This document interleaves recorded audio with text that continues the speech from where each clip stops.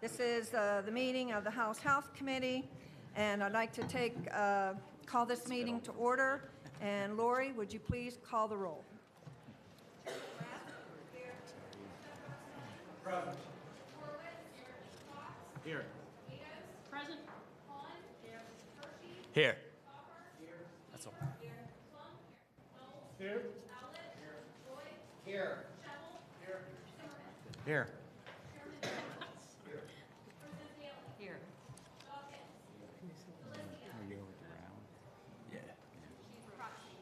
I didn't get a spot on the steps, so I showed up long enough to say hi to one of my constituents and then ducked out. Thank you, Lori.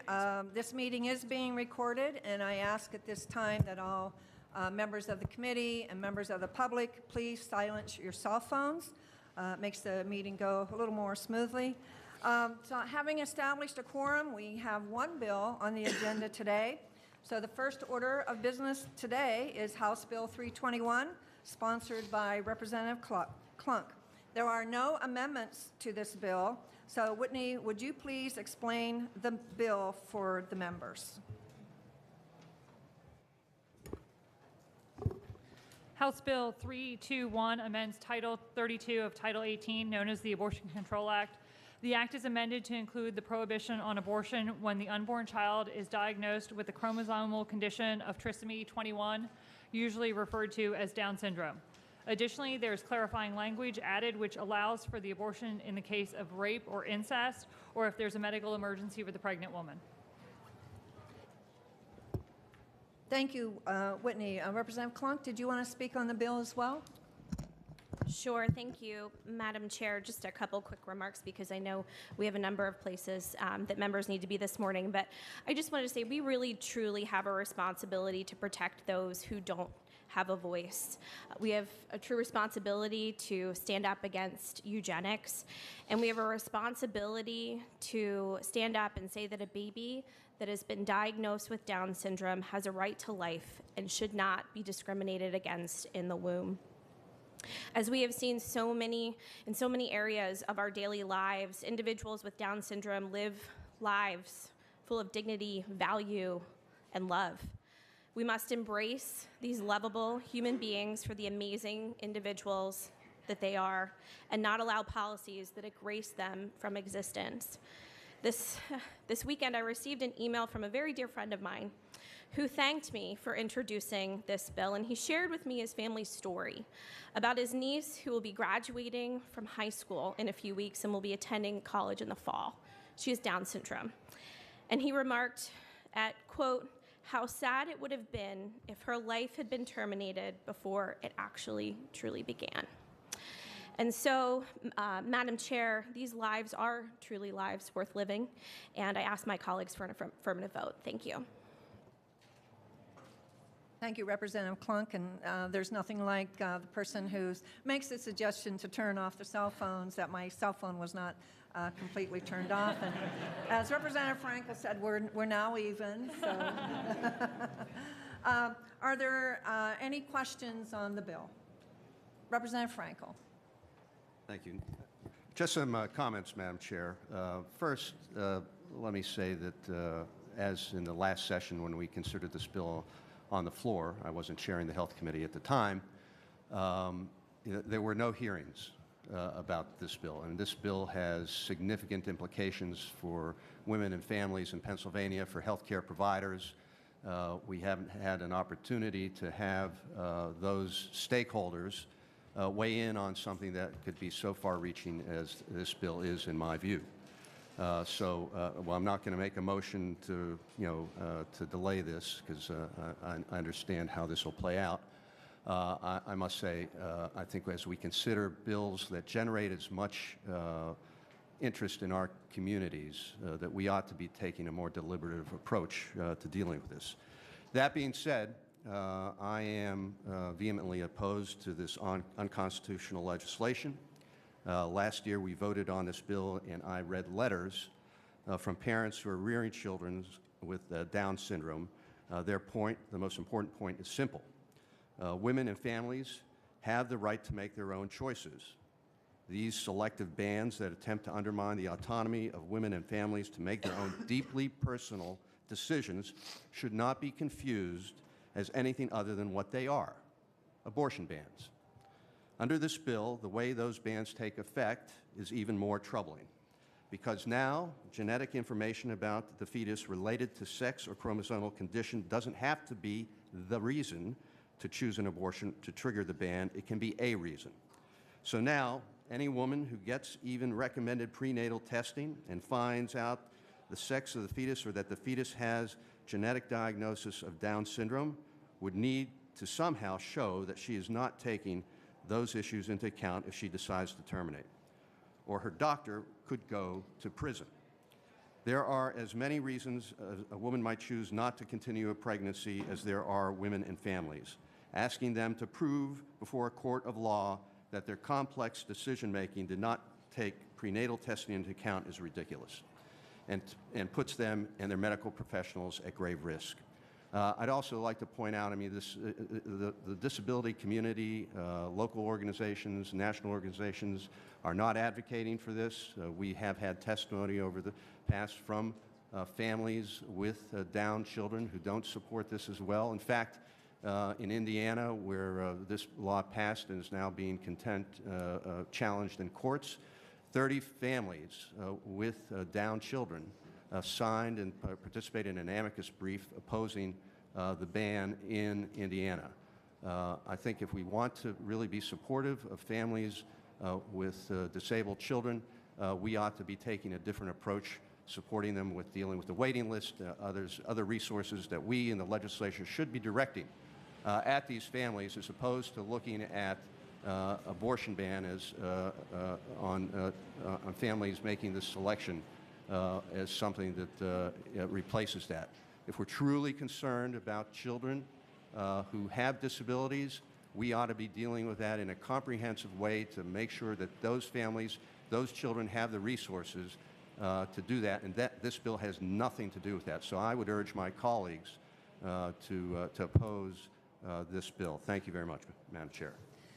Thank you, Representative Frankel. And I would just like to point out to the members and to the public that in Pennsylvania, a woman can choose to have an abortion up to 6 months of her pregnancy. Currently, the exception is sex selection, and basically the bill just puts a comma after sex selection and includes Down syndrome.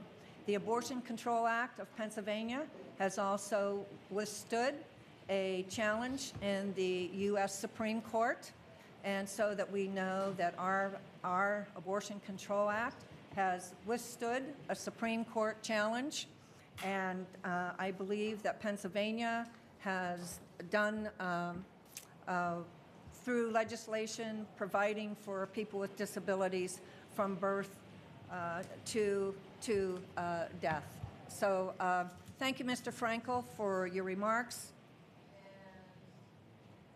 as far as hearings, I believe this is a subject that obviously there's a lot of legislation, as Representative Frankel mentioned, on pro-life issues all across this nation. This body has looked at this legislation last session. It's hard for me to believe that people in Pennsylvania did not understand this issue. So I did not feel or believe that this bill required a hearing to weigh the pros and cons of this legislation. Pardon me?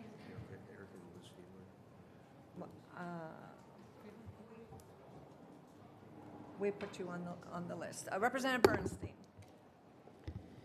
Whitney, couple quick questions, and this just only has to deal with after the 6-month period. Is that correct? This ban would prohibit Prohibit abortion. after 6. So if after 6 months, could the baby be murdered or no? If there's a medical emergency, a termination can still take But with place. the exception of a medical emergency. So you just find out the child has Down syndrome at 7 months. Could they, right now, can they terminate it because it has Down syndrome? Not at 7 months, no. Okay. So here's my, and I don't talk much in these, but besides the fact that I think I almost threw up in my mouth 8 times when the last speaker spoke, the hearings are very simple. The hearings are the children and the young adults that are living their life in a productive way. It's not real difficult. Those are the hearings. The deliberative approach that we're trying to prohibit is grabbing them piece by piece and pulling them out because they have an extra chromosome. The implications are the fact that we're trying to keep people alive. And by the way, if you have a problem with a place for them, y'all can bring them down to New Galley, Pennsylvania. We got a big farm. We'll take them. I know other people that'll take them. Catholic Charities is out here. They'll take them. They'll adopt them. There's not a problem with finding a place for these folks. There's not. There's other options because somebody has an extra chromosome that all of a sudden you're going to say you're not of value and we ought to be able to kill you because of it. If we want to have a conversation about children and providing additional people with disabled help, I'm all for it.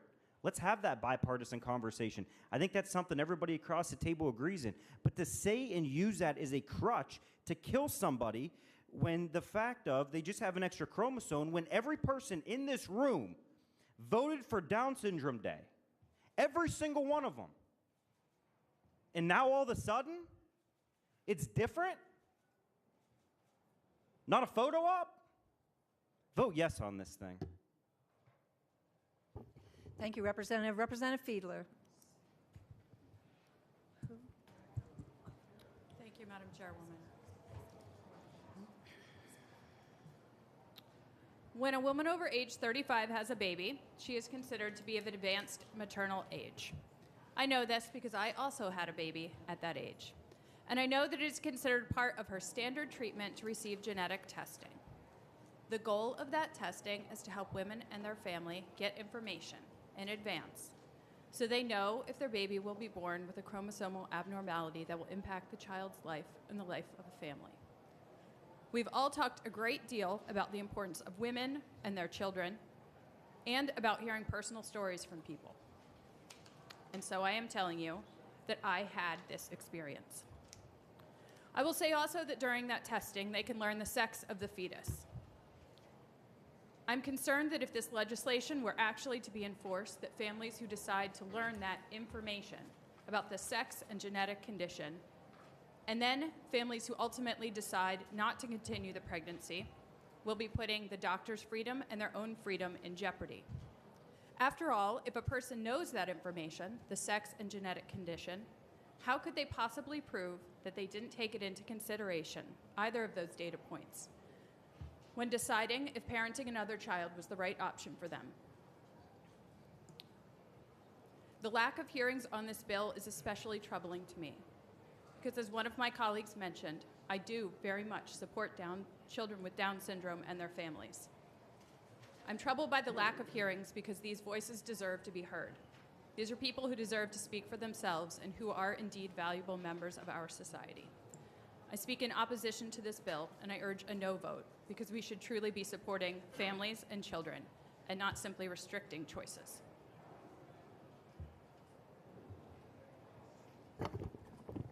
Thank you, Representative. Representative Schlossberg.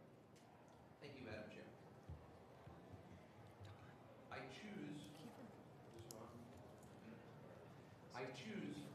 when I wake up in the morning, to focus on things which I think unify us as opposed to the things that divide us.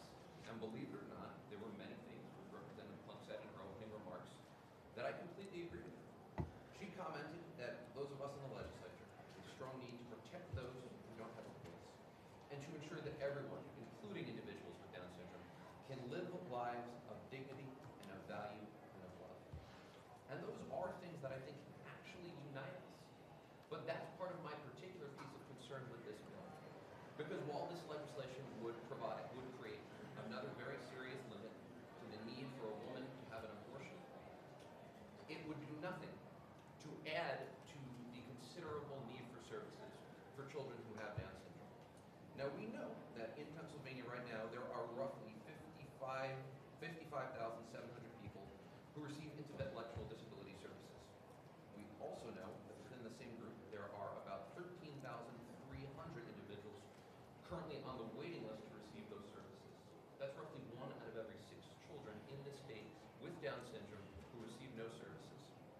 Representative Bernstein very accurately noted that all of us voted for World Down Syndrome Day for the resolution a month ago.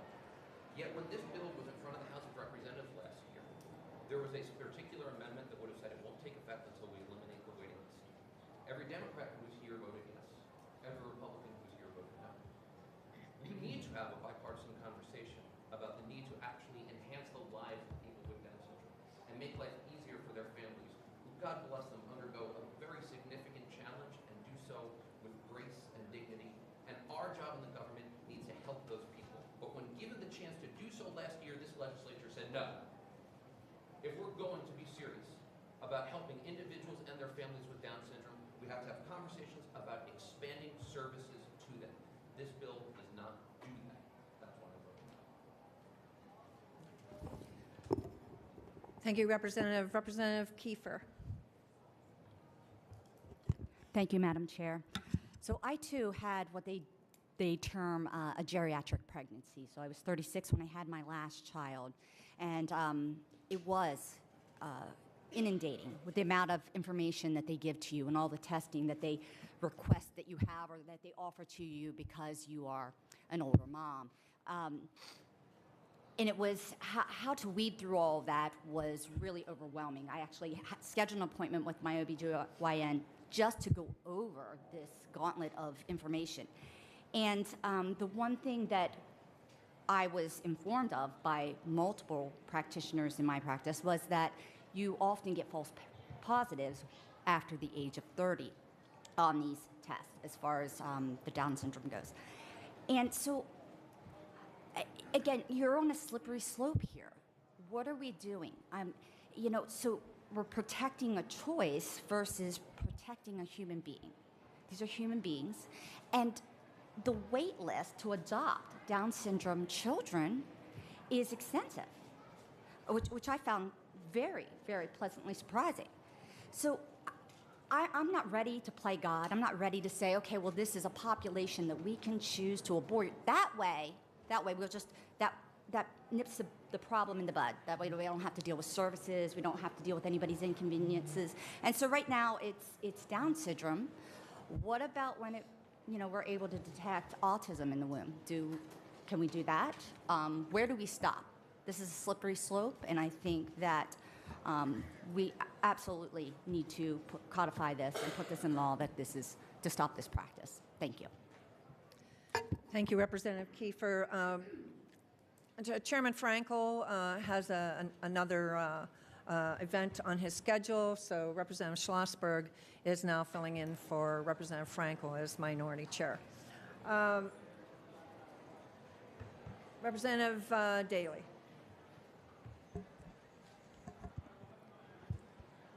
Thank you, Madam Chair. So over the weekend, I received an email from a constituent of mine, and he and I have had multiple conversations over my time in office. He is the father of a Down syndrome daughter, and he writes to me that he would like to see a House bill to protect the programs and services for disabled people. And he had recently seen House Bill 321, and his email to me said he'd like to see a commitment to Down syndrome citizens after birth. He tells me that he and his wife knew that their daughter was going to be born with Down syndrome, and they decided to move forward with the pregnancy. And he is an incredibly loving and incredibly wonderful man. And his wife also is, they are really dedicated to her. She has other issues besides Down syndrome. She's nonverbal. She is in a wheelchair, and the care that they provide to her is as any parent would provide that to a child. But the conversations that we have had on multiple occasions is his concern over services.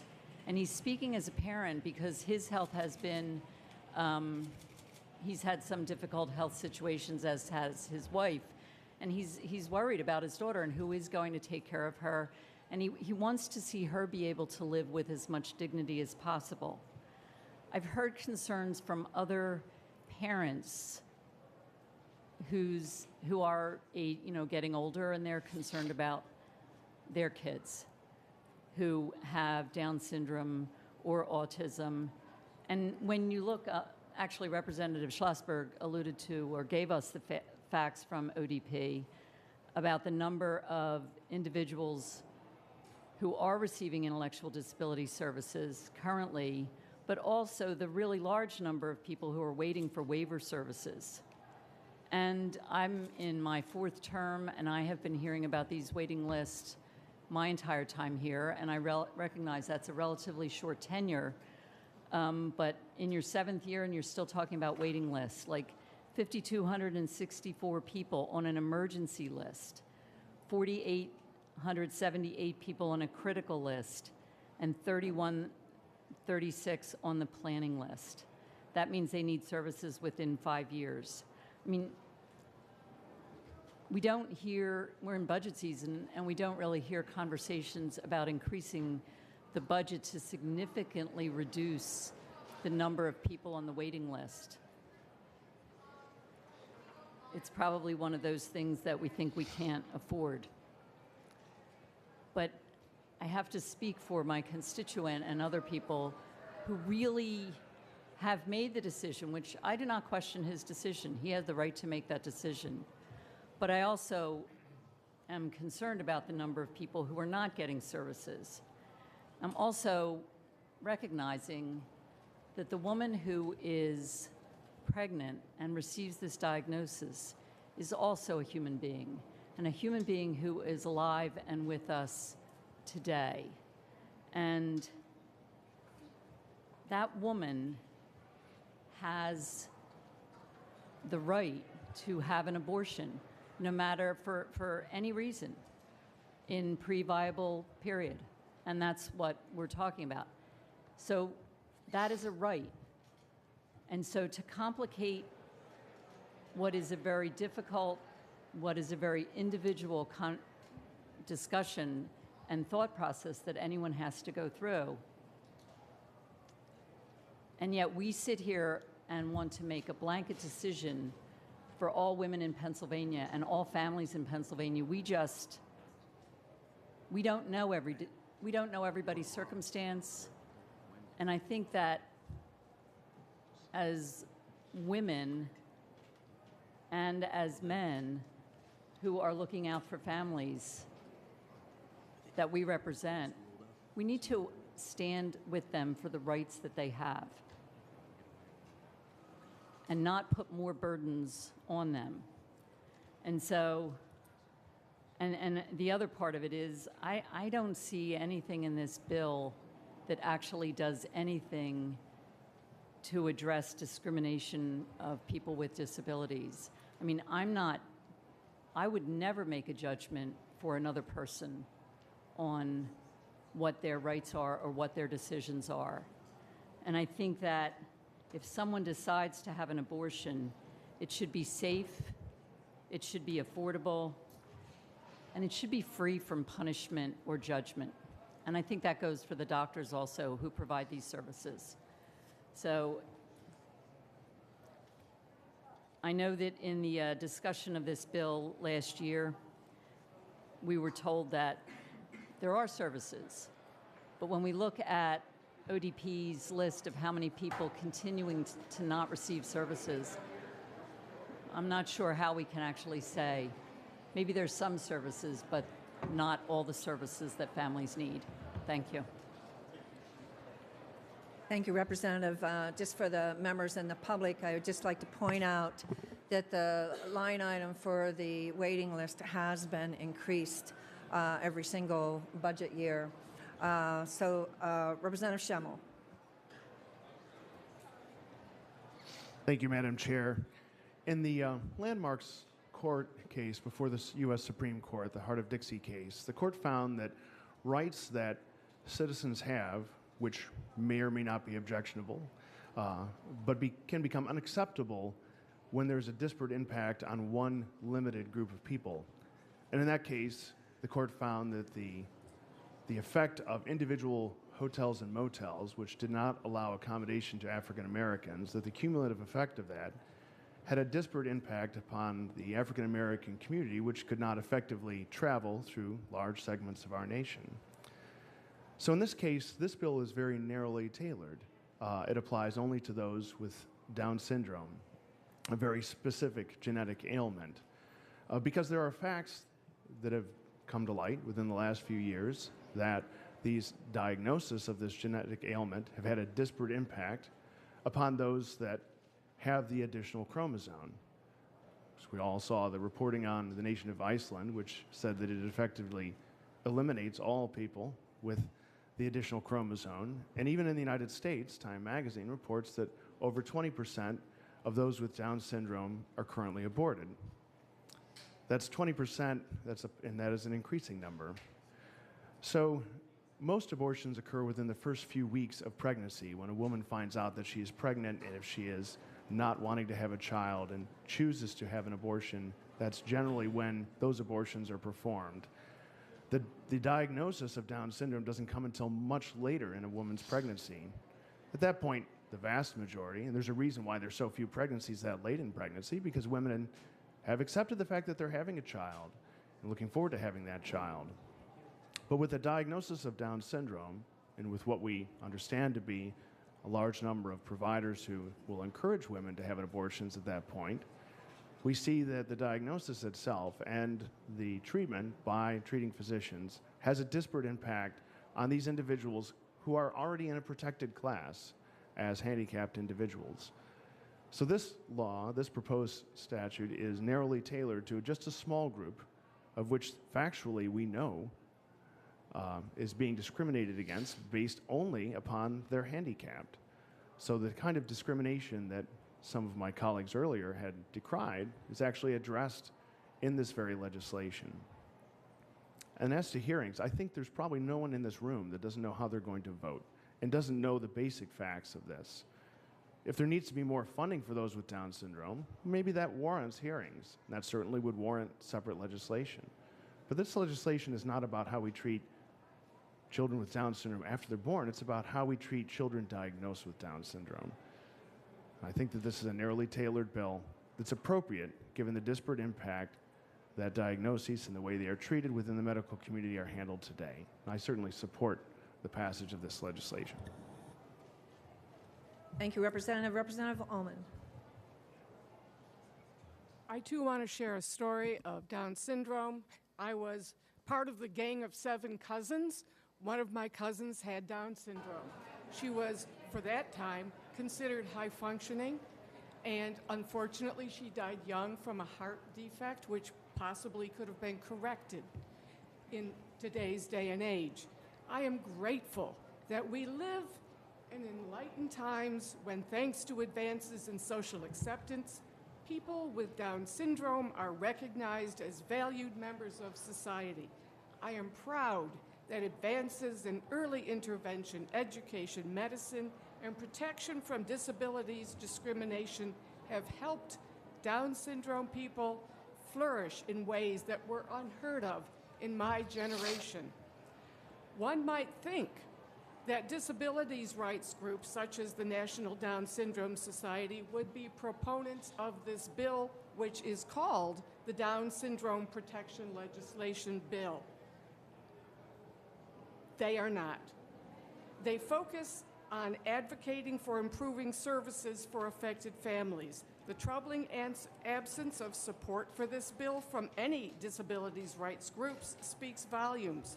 These groups know that the best way to protect people with Down syndrome and their families is to make sure that they provide real support and give them what they need, especially streamlined, integrated social and economic support systems for families, so that people with Down syndrome can live full, healthy, and fulfilling lives.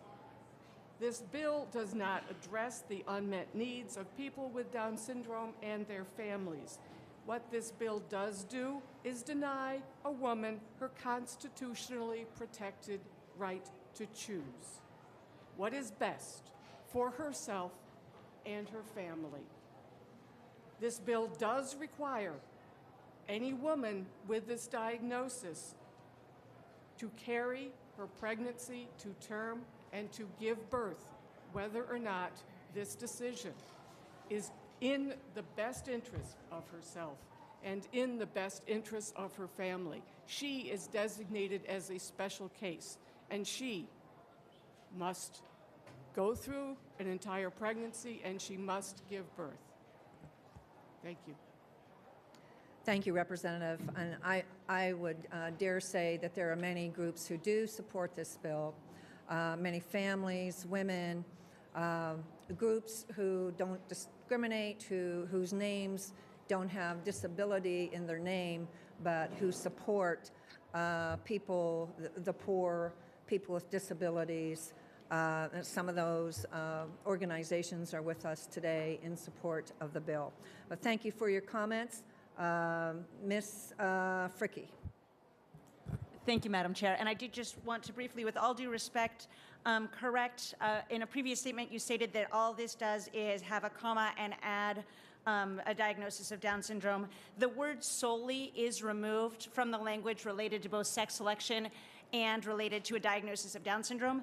And that means that it could not be not just the reason, but a factor in decision making, making this a much broader piece of legislation than what is on the books related to sex selection. So thank you very much for your indulgence. Thank you. Are there any other questions, comments on the bill? Representative Borowitz. I've heard from my colleagues a lot that, you know, they want to take care of these children with Down syndrome after they're born and when they're growing up. But first we have to give them an opportunity to be born. I mean, it doesn't even make sense to me.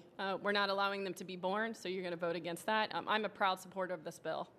And I also would like to say there was a great video that went viral, and watch it. It was a little boy with Down syndrome, and he said, "My life is worth living." Thank you, Representative. If there are no other questions on the bill, do we have a motion to move House Bill 321? Representative Kiefer, seconded by Representative Bernstein. I'm assuming that there are no votes on this bill. Lori, would you please call the roll? And yes.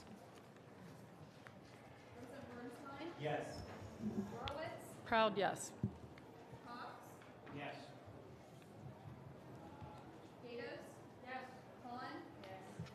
Yes. Proxy yes. Yes. Proxy yes.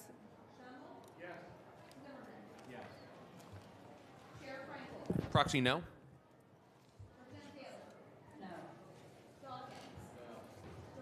Proxy no?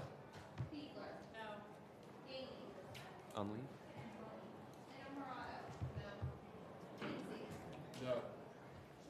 No.